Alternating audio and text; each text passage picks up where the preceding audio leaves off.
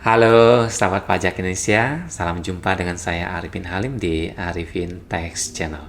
Dalam video kali ini, kita akan membahas tentang pemerintah memperpanjang pemberian insentif perpajakan kepada wajib pajak yang terdampak pandemi COVID-19. Fasilitas perpajakan ini semula diberikan oleh pemerintah untuk masa pajak April sampai dengan September. Ini diperpanjang oleh pemerintah sampai dengan masa pajak Desember 2020. Di samping diperpanjang, pemerintah juga menambahkan jumlah wajib pajak yang bisa menikmati fasilitas perpajakan ini dengan cara pemerintah menambahkan wajib pajak dari sektor usaha yang lainnya. Sehingga untuk wajib pajak yang mendapatkan fasilitas yang dilihat dari sektor usaha, ini silakan dicek dari sektor usahanya. Silakan dicek dari PMK nomor 86 tahun 2020 ini. Wajib pajak yang sudah mendapatkan fasilitas perpajakan berdasarkan PMK nomor 23 atau PMK nomor 44 tahun 2020, fasilitas perpajakannya tetap berlaku sehingga tidak perlu mengajukan ulang. Namun, untuk wajib pajak yang belum mendapatkan fasilitas karena satu dan lain hal, yaitu misalnya belum mengajukan atau sektor usahanya yang sebelumnya belum tercantum sekarang ada, silakan mengajukan melalui DJP online, yaitu pemberitahuan atau permohonannya secara online. Nanti insentifnya diberikan mulai sejak dimohonkan sampai dengan masa pajak Desember. Baik, kita lihat satu persatu dari insentif pajak yang diberikan per jenis pajak. Untuk wajib pajak yang pemberian fasilitasnya dilihat dari sektor usaha, wajib pajaknya cukup mengajukan pemberitahuannya dilakukan oleh wajib pajak pusat. Ini berdasarkan PMK 86 tahun 2020 ini. Kalau berdasarkan PMK nomor 44, baik cabang maupun pusat melakukan pemberitahuan sendiri-sendiri. Kemudian kalau untuk wajib pajak yang mendapatkan fasilitas KIT maupun kawasan berikat, berdasarkan PMK 86 ini tidak ada perubahan dengan PMK yang lama, yaitu tetap dilakukan baik mau oleh kantor pusatnya maupun oleh kantor cabangnya. Kemudian jangan lupa untuk e-billingnya berdasarkan PMK yang baru ini, e-billingnya nomor PMK-nya berubah yang semula 44 menjadi 86, sehingga dalam e-billing dicantumkan bahwa PPh pasal 21 ditanggung oleh pemerintah X PMK nomor 86 garis miring PMK 03 garis miring 2020. Untuk teknis yang lainnya bisa dilihat di video saya yang sebelumnya.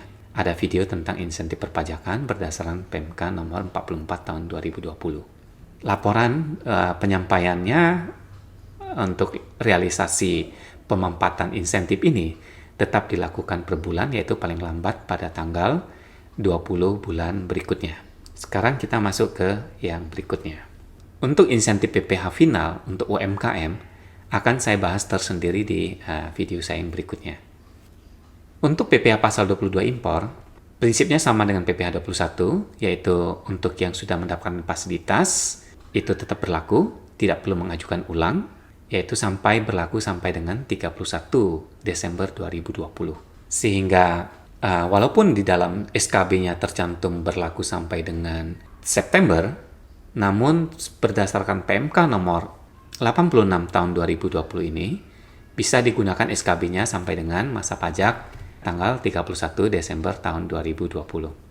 Sedangkan untuk laporan realisasinya yang semula berdasarkan PMK yang lama, yaitu harus dilakukan per 3 bulan sekali, berdasarkan PMK nomor 86 ini, laporan per 3 bulan hanya dilakukan untuk masa pajak April sampai dengan masa pajak Juni, yaitu sudah harus dilaporkan di tanggal 20 Juli 2020. Untuk masa pajak Juli sampai dengan masa pajak Desember 2020, laporan realisasi fasilitas PPh pasal 22 impornya harus dilakukan secara bulanan dan sudah harus dilaporkan paling lambat tanggal 20 bulan berikutnya.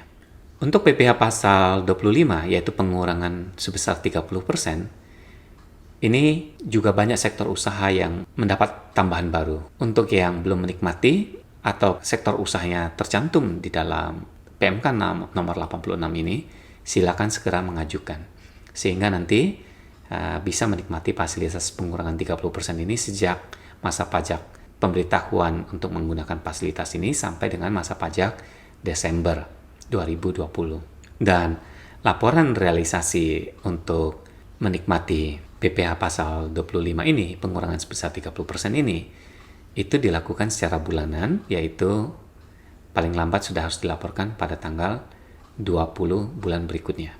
Untuk pengembalian pendahuluan restitusi PPN, ini juga diperpanjang masa pajaknya sampai dengan Desember, dan ada penegasan bahwa nanti waktu mengajukan pengembalian pendahuluan ini, wajib pajak harus mencentang bahwa memilih untuk menggunakan pengembalian pendahuluan sesuai dengan pasal 9 ayat 3C Undang-Undang PPN.